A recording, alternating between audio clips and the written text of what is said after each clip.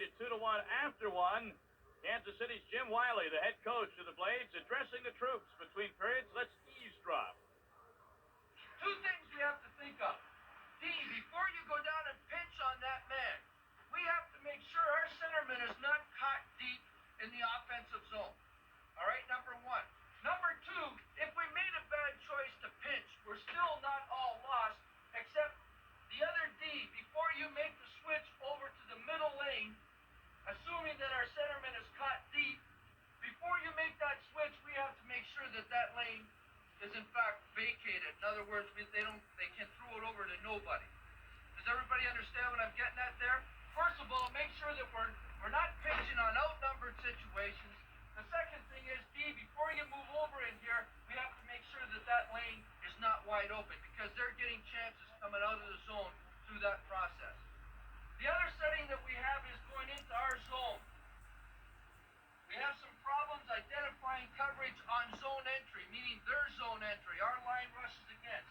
Remember, through the neutral zone, we're taking lane coverage. And what they're doing to try to confuse us, say we have our center in this lane, the 2D, and we're accepting a 3-on-3 rush. First of all, to eliminate part of this problem, if we have a tighter gap, they're going to have to dump the puck or go offside if we do a good job on gap control. But if in fact they gain the zone and now we're in this situation, remember we move from a lane or a zone coverage, we move into man-on-man. So now the puck carrier comes wide this way, he cuts across this line, now we got people crossing over. We have to have a better communication of who's got who.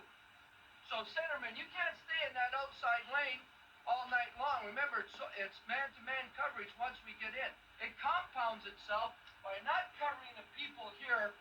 When the puck is either shot to the net and rebounds, we're hesitating as who's going to get the puck, number one, and who's got people covered. So we have to identify things a lot earlier through that neutral zone. Hey, all I have to say is this. It's another short period with regard to getting scoring chances, to keeping them at bay, but they're an experienced hockey club. This does not bother them one little bit. The challenge for us is 20 more minutes with regard to the periods. We got 20-minute sessions for the next period, 20-minute sessions for the third period, and we're in. Have to do it 2 more times, gents. Let's be ready.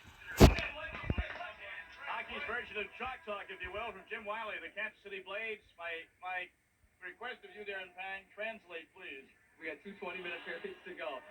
One of the things that Jim Wiley is really stressing with this young hockey club, and when you're developing players, you've got to develop a system, the same type of system that maybe they would utilize when they're playing in the NHL with the San Jose Sharks. And one of the things that Jim Wiley is talking about in closing the gap.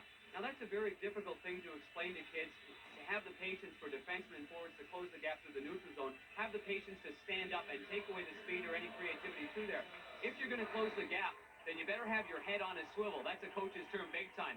So what happens is Kansas City gets caught right now trying to close the gap. You see Dwayne Joyce was the guy number 3. Well, they got caught because behind him is Chris Govidaris. Now, it was a good heads-up play. It was almost offside. It was a close kind of play.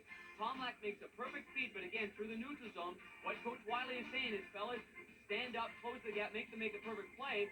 But on that particular situation, their head was not on a swivel, and I hated that saying when I was in the locker room, but that's the fact of the matter. They weren't looking around who was behind them. Because of that, there was a goal scored against the Blades. You go put your head on a swivel. I'll get set for the second period.